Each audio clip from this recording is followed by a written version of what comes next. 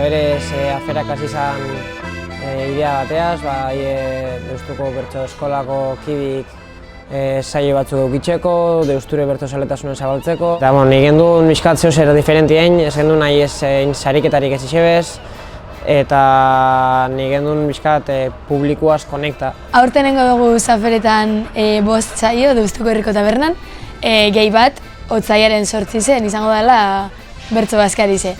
Torko die 3 bertsolari, eliteko 3 bertsolari, eta hori izango da aferetako amaiera edo, baina aurretik datozen saioek bai merezi dabe. Lehen adibidez eukitzen gendun gernikar bat, gutxi bat, igual Arrigorriak edo Portugaleteko beste zein, eta aurten elegin joga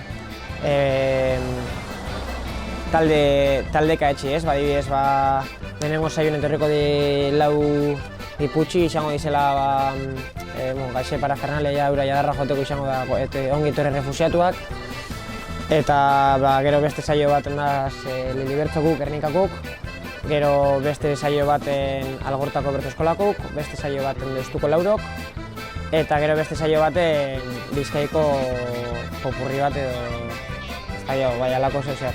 Saioen egitura izaten da Anderrek aipatu den moduen lehen, bastante katxondeo, baina gero goten dira bai gai zerizuek, eta bertso saio guztizen moduen azten da zirako agur batekin, ez da agur prestatua, baina bai agur batekin, eta bariketak itxi gora bera izaten die gazte sariketa gazte saio baten ikusten dienak, bai ofizizuek, bai gaizerizuek, bakarkakuek, jolasak nor da nor, eta apur bat publikoaz jolasteko balio daben jolasak edo publikoaz apur bat hartu eman hori bermatzen dabe zen jolasak.